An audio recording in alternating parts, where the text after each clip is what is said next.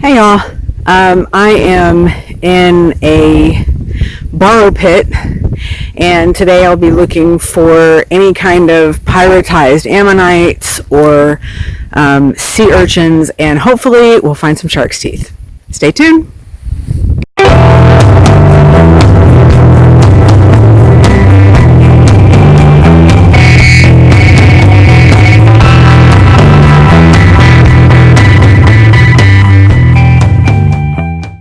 Hey y'all, I'm Angie. Welcome to my channel where I do stuff.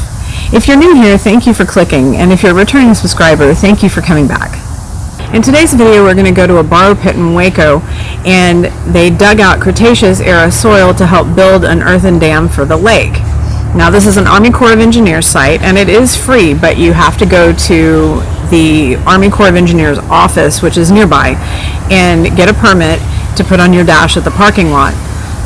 There is a limit of how many specimens you can remove. Now, back in the day when I was a kid, people could leave with 5-gallon buckets full of the stuff.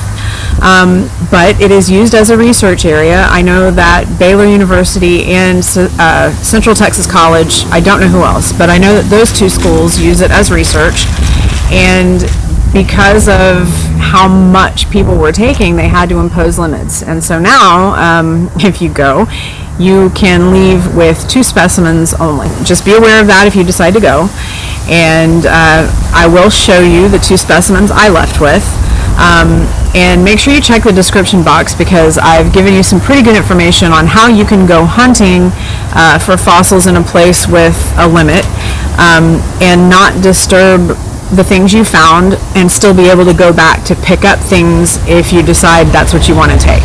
So make sure you read that.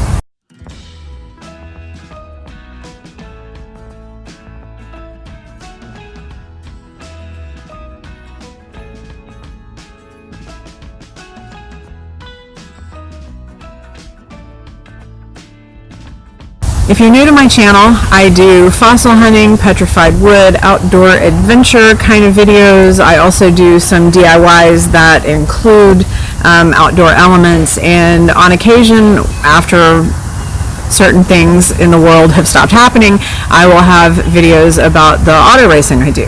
So if that sounds like something you're interested in, please subscribe so you can get in on all of that fun stuff. So I just got down the hill, which has gotten ridiculously steep. It just keeps washing out. And I've already found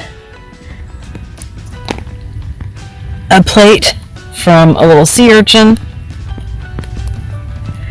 And there are 2, I think these are Plicatulas, right here. But I need to pull my hair back. Like, I was completely unprepared for this already. So I need to pull my hair back and, I don't know, look at what's right here before I move on. Okay, so here, these are, where's my finger? There. These are 2 pyritized ammonites. They're, what do they call them? Heteromorphs, I think. I don't remember. I'm going to have to look it up again. And then over here is a sea urchin spine, and then one of the little plates. I can't remember what they're called. There's a pyritized ammonite. Also, that looks a little bit more like your classic ammonite. So there's a large pyritized ammonite.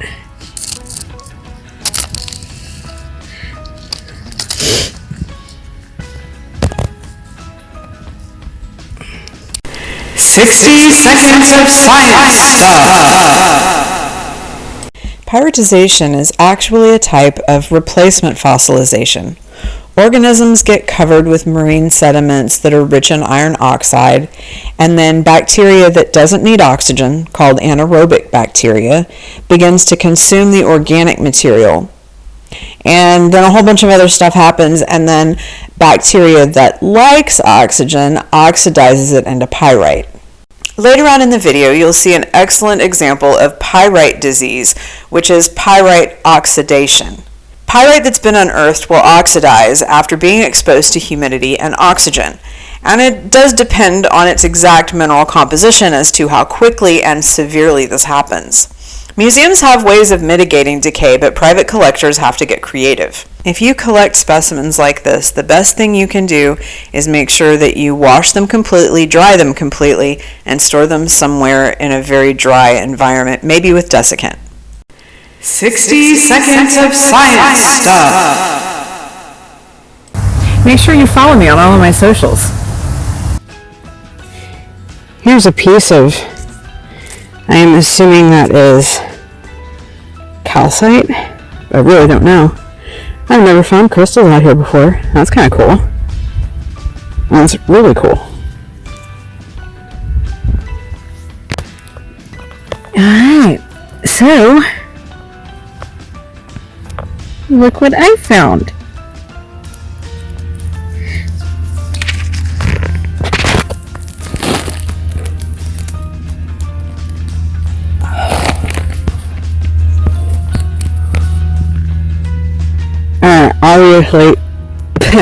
Obviously it needs to be cleaned up, but good job, Angie. And ooh, ow, my knee. All this stuff is really pokey. Look right here.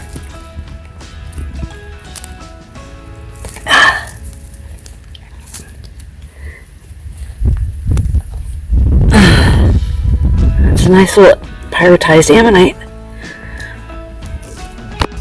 So I picked up one piece of pyritized ammonite. I had never found one of these before. And this is a tiny piece of coral that's pyritized.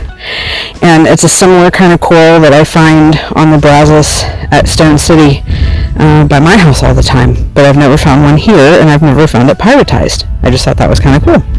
So I just picked up a piece of calcite crystal from over here, and then I found this. It's part of a shell, and the inside of it has turned into calcite crystals. How cool is that? If you're enjoying the video, make sure you give it a thumbs up so I know how I'm doing. So here's one reason why having a fossil limit really sucks on specimens, because this would have been an amazing pyritized gastropod, but it's been sitting out in the elements. Once a pyritized fossil is uncovered, it begins to decompose, and now you can't even tell what it is.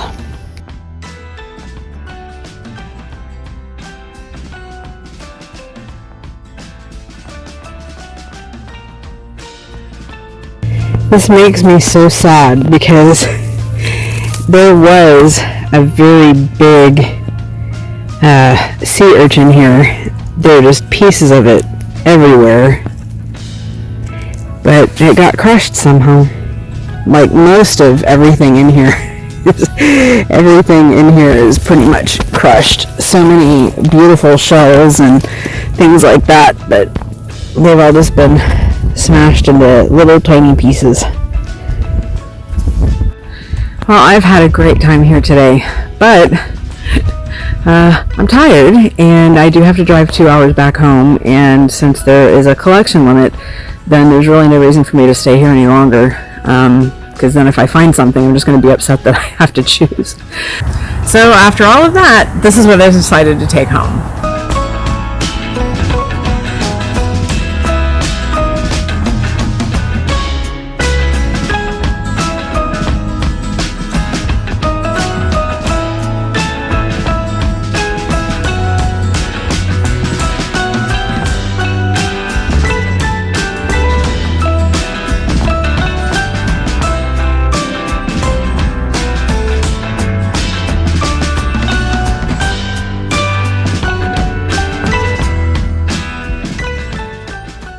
Well, y'all, that's all I got for you today. I really hope you enjoyed today's video, and if you did, please consider subscribing to the channel.